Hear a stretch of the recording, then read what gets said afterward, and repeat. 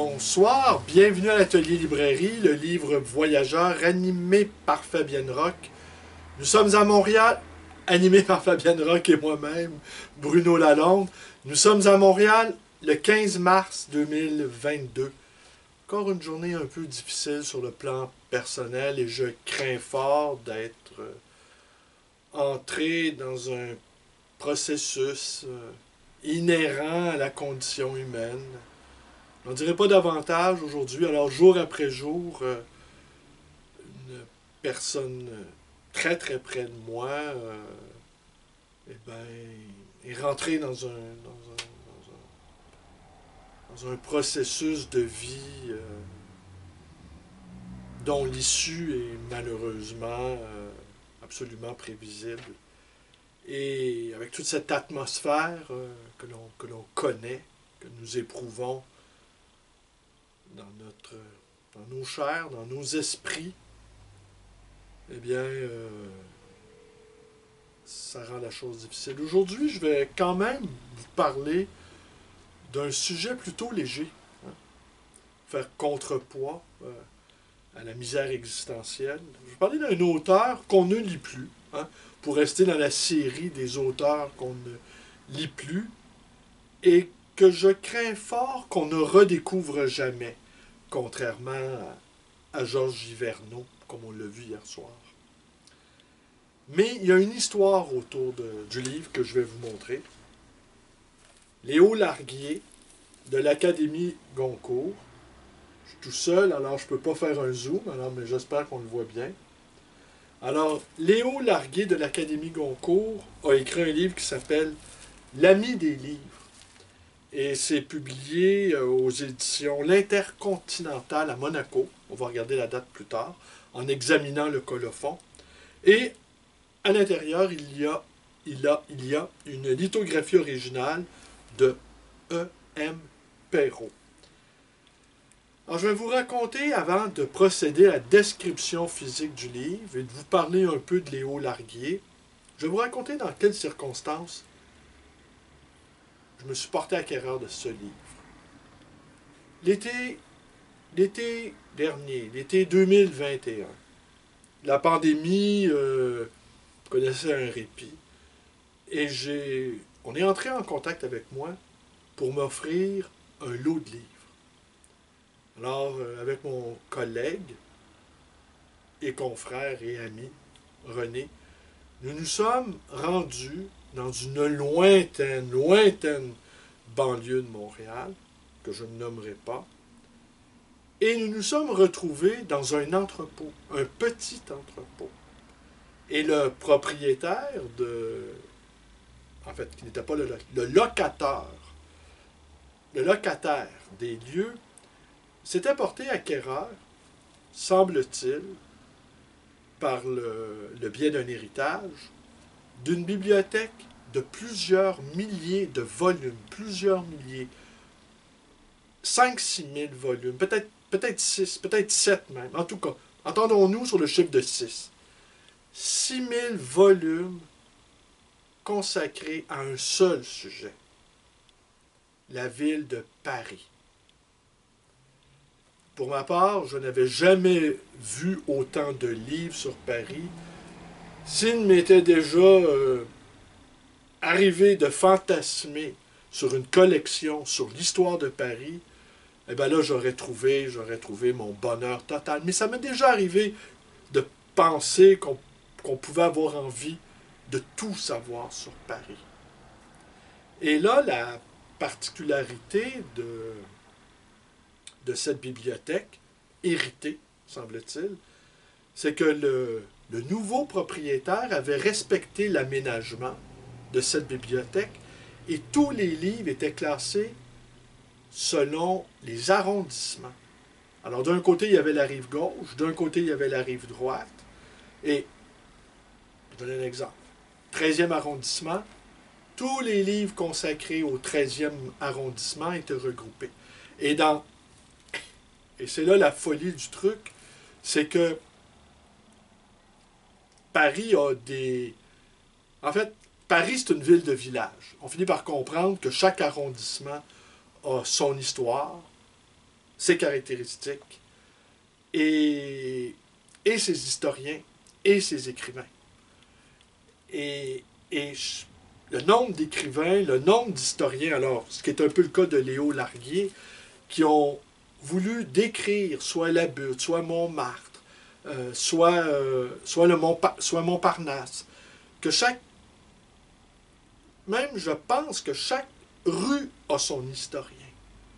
Alors et lui, ce fou de Paris, qui est un Québécois, avait reconstitué dans sa maison la bibliothèque de Paris. Alors pour un amoureux de Paris, comme je le suis, un amoureux de la France en fait, j'ai été ébloui, j'ai été estomaqué, j'ai été ému même. Je l'ai été un peu moins quand j'ai interrogé le propriétaire des lieux sur le prix qu'il estimait pouvoir obtenir pour cette bibliothèque, composée également d'ouvrages anciens. Composée aussi, j'ai oublié de vous le dire, de milliers de cartes postales de Paris. Cartes que l'on retrouvait au-dessus des bibliothèques, dans des boîtes à chaussures, et les boîtes à chaussures, je n'arrivais pas à les compter. Ben, j'aurais pu les compter, mais il y avait des milliers de cartes postales.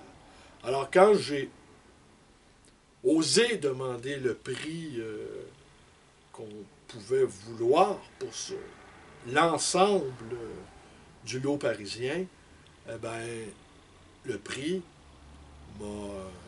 a arrêté net toute spéculation hasardeuse que j'aurais pu projeter en faisant une offre hypothétique. Ce dont je me suis bien abstenu de faire, n'ayant pas cette somme. Et aussi, alors, donc, nous en sommes venus avec ce client à ce que j'achète uniquement ce que je pouvais revendre. J'ai acheté, d'ailleurs qu'on peut retrouver à la librairie, un certain nombre de photographes modernes, Brassailles, Doisneau, Cartier-Bresson, évidemment, tous des livres de photographie consacrés à Paris, et quelques-uns, dont celui-ci, que j'ai gardé pour mon usage à cause du thème, l'ami des livres. Léo Larguier, je sais où le situer dans l'histoire de la littérature. D'ailleurs, je vais vous lire un petit peu ce qu'on dit de lui. Mais là, je vais arriver à la caractéristique. Ah, une petite parenthèse. Une petite parenthèse. Des liens entre les Québécois et la France. Quelque chose que les Français... Parce que prenez par exemple, moi je suis allé plusieurs fois à Paris, et dans les dernières années, je suis allé plusieurs fois en France, pour les raisons que vous connaissez. Ma femme étant française. Et sa famille vit en France. Et j'ai compris aussi, en fait, j'ai compris pourquoi les Français aimaient tant les Québécois. Mais c'est pas à cause de nos qualités, c'est que tous les Français qui vivent en France, parce que les Français établis au Québec comprennent que les rapports franco-québécois ne sont pas aussi simples qu'ils pouvaient l'imaginer.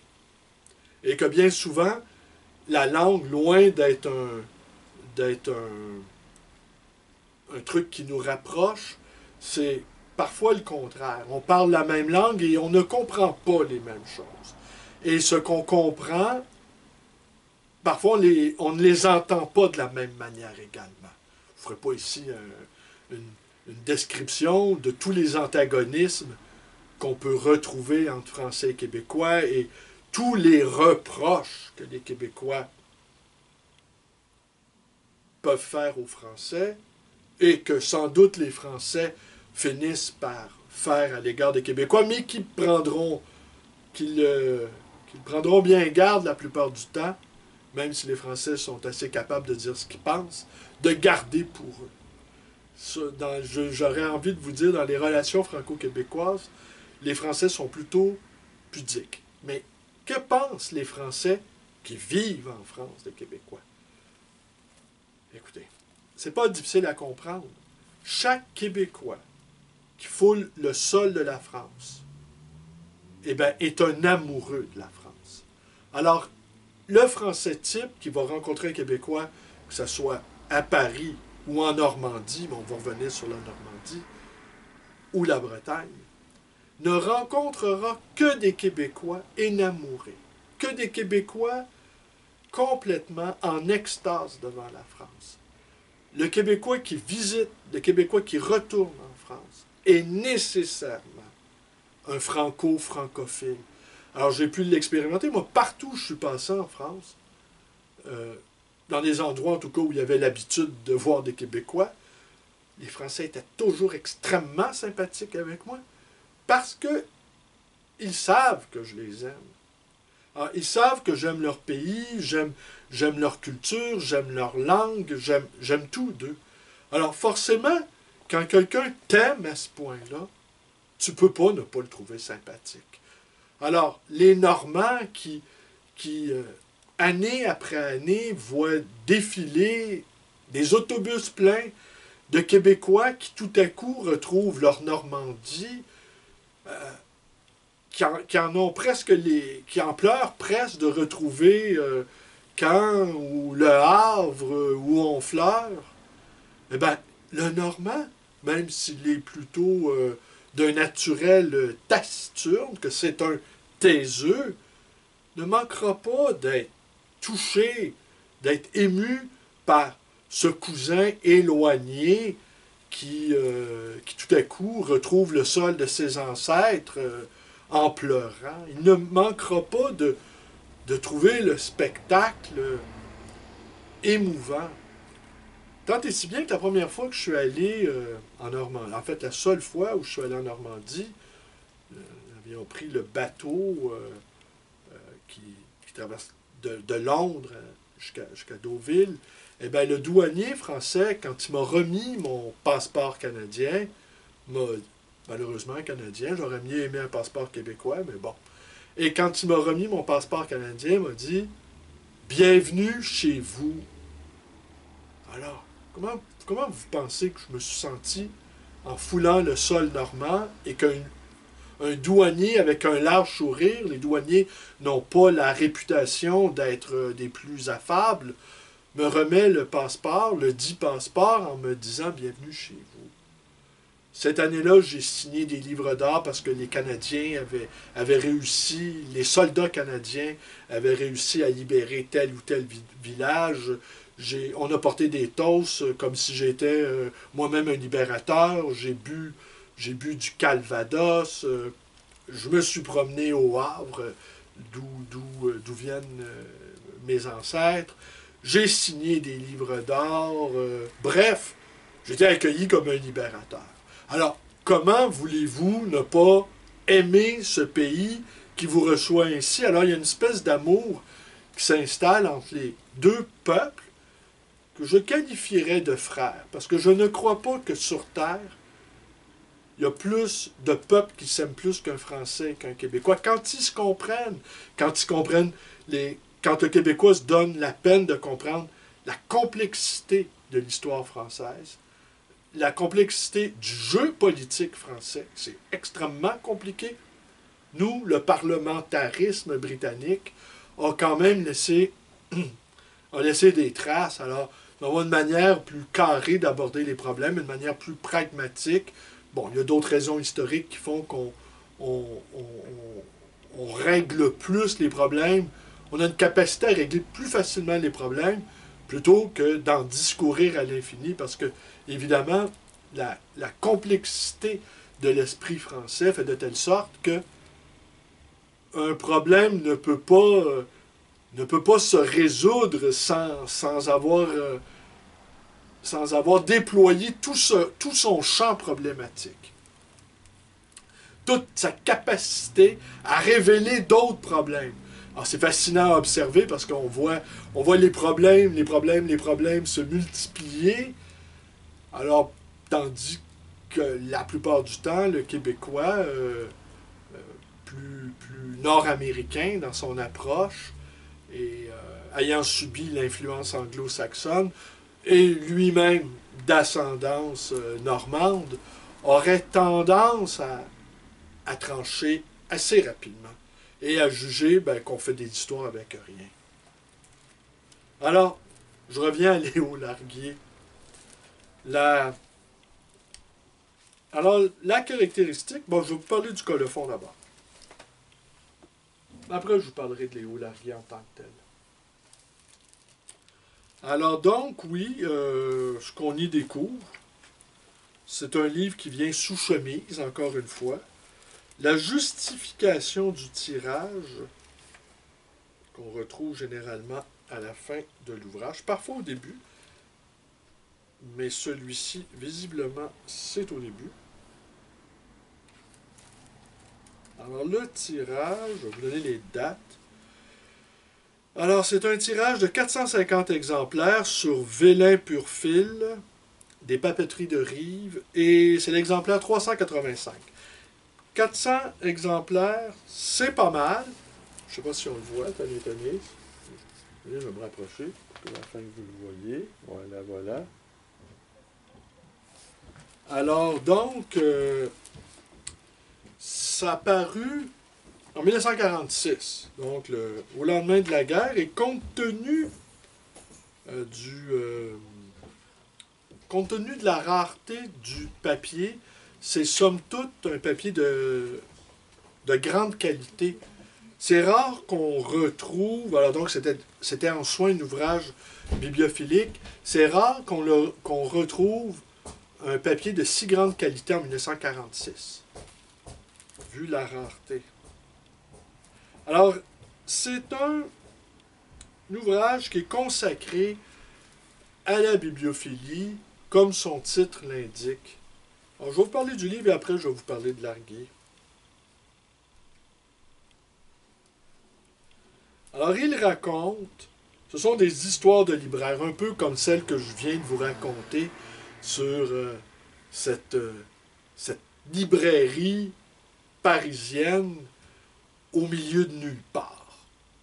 Et le décor, un décor industriel, le contraste entre la beauté des ouvrages, quelques-uns anciens, comme je vous disais, et l'extraordinaire richesse de cette bibliothèque contrastait avec le décor, un décor industriel d'une extrême laideur et une zone de non-vie, et au milieu d'un entrepôt perdu dans les champs, cette merveilleuse bibliothèque qui a sans doute aujourd'hui été dispersée.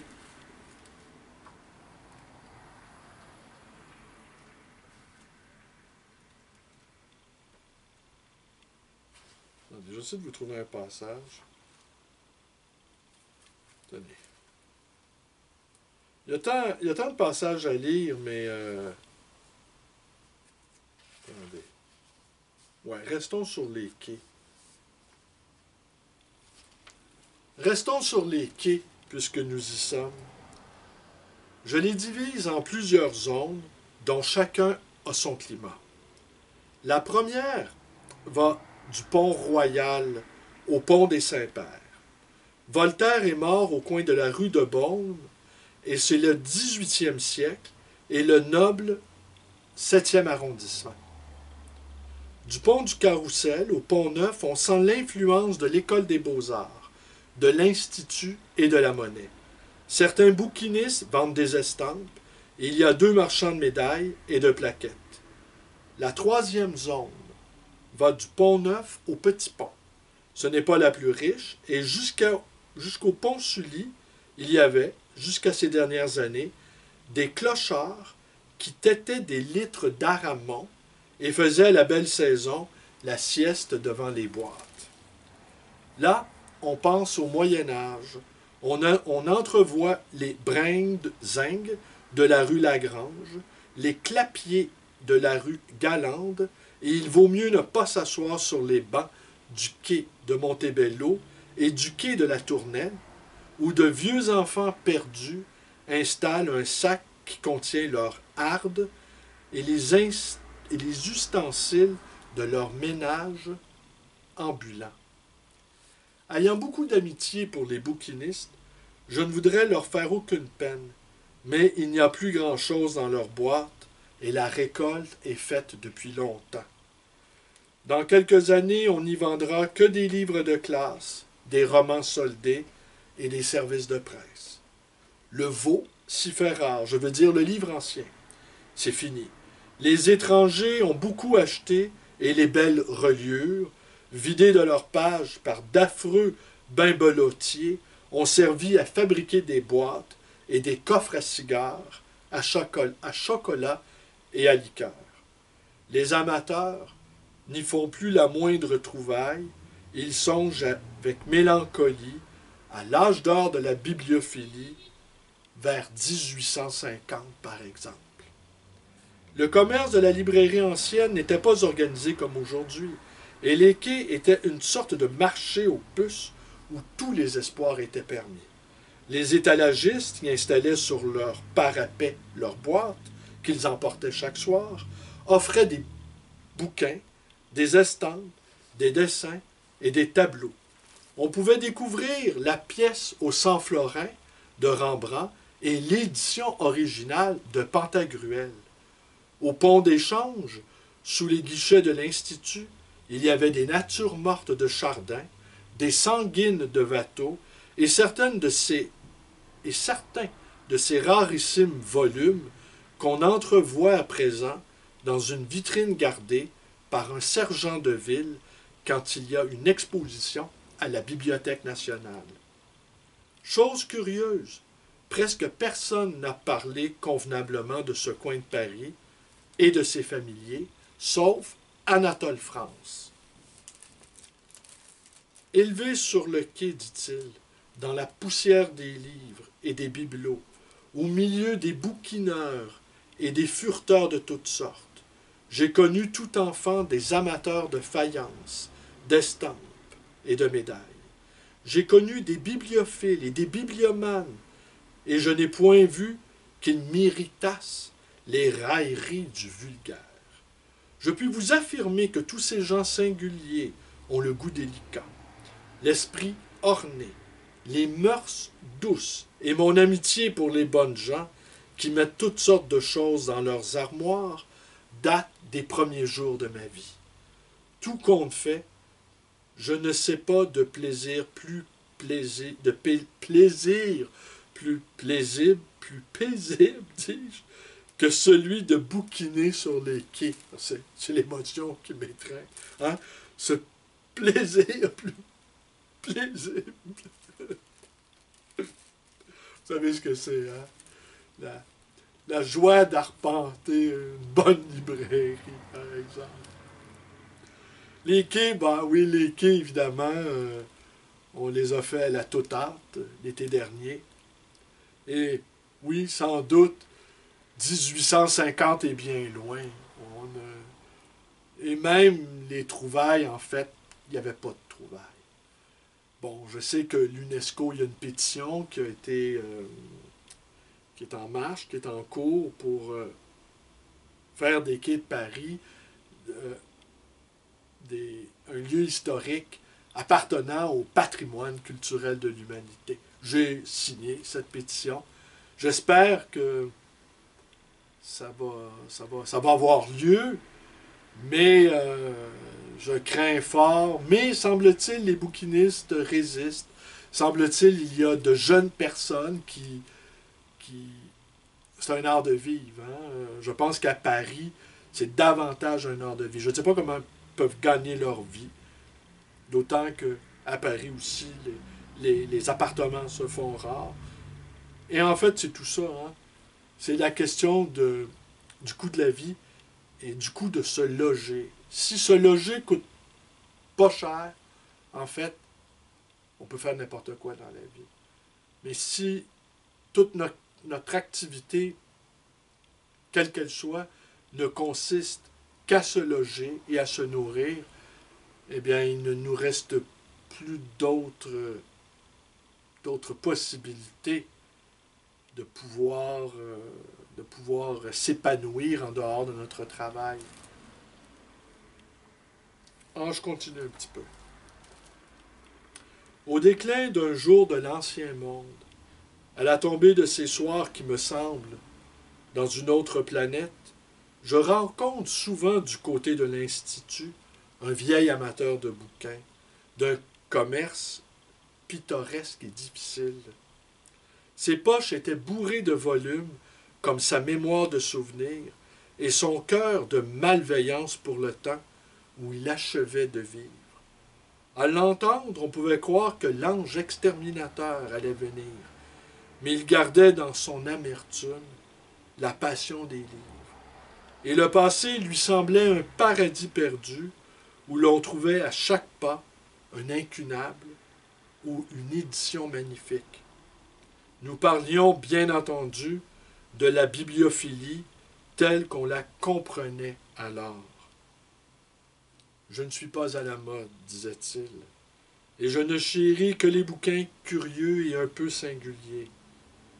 Les vrais livres rares ne sont pas, pour moi, ces éditions originales de Stendhal ou de Senancourt qui, brochées couverture, comme on dit en jargon de libraire, font en vente publique des prix de piaf, 100 000 francs avec les frais en plus. On a connu l'époque où l'original des feuilles d'automne, de volupté ou de la chartreuse de Parme était dans ces boîtes. Il faut en bibliophilie, comme en peinture, se méfier des engouements. Et l'amateur qui s'offre la première édition de La Dame aux Camélias, en demi-reliure de cabinet de lecture, pour 20 000 francs, n'en aura pas pour son argent dans quelques années. On doit se méfier des baromètres et des cotes et se dire que la baisse a coutume en bourse de venir après la hausse.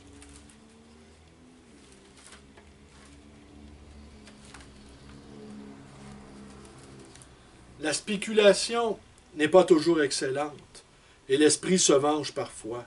L'esprit ou l'art, comme il vous plaira.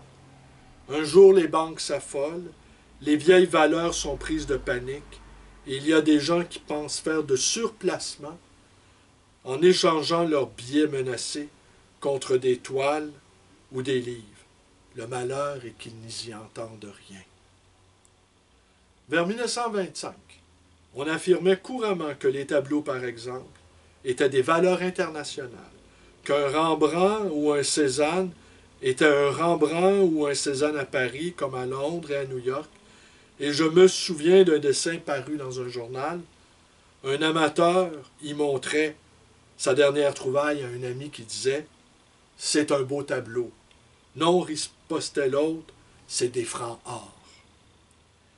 Ayant beaucoup lu et beaucoup retenu, je pris sur mes rayons les lettres de Madame de Sivigné, et j'y relus ce billet qu'écrivait à la marquise le bon Monsieur de Coulanges au mois d'août 1675.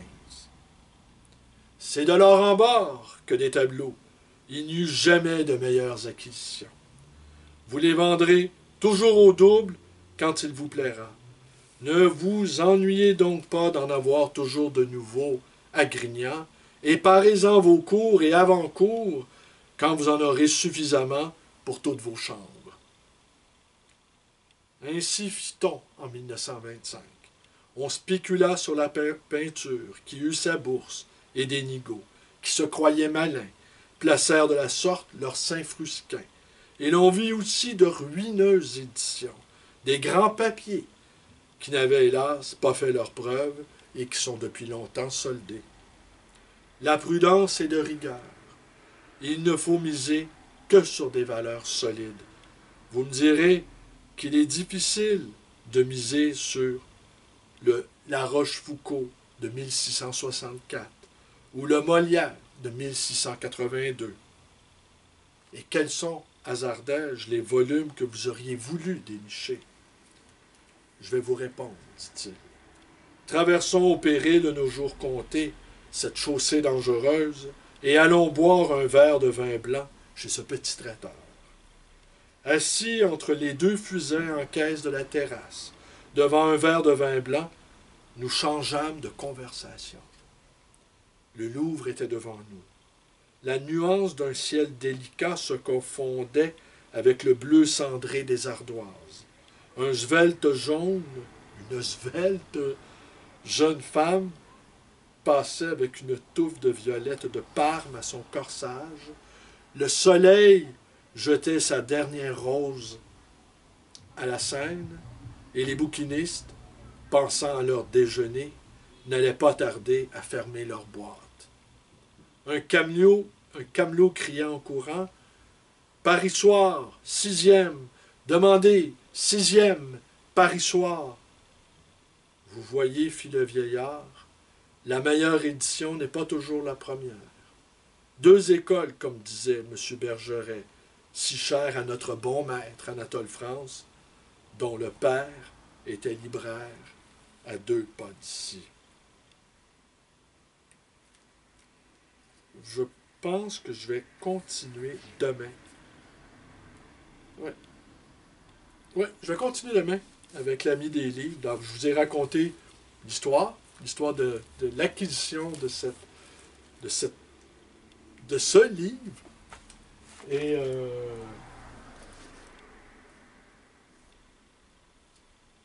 Et voilà. Et demain, ben, je vais vous parler un tout petit peu. Oh, je ne vous ai pas parlé de ce que contenait ce livre, parce que c'est un exemplaire truffé. C'est-à-dire, on y trouve... Je craignais le pire. Voilà, je voulais faire un zoom, ça sera le zoom pour une autre fois. Alors demain, je vous donne rendez-vous pour la suite de cette vidéo en 2 parties. Je vous remercie d'être avec moi et à demain.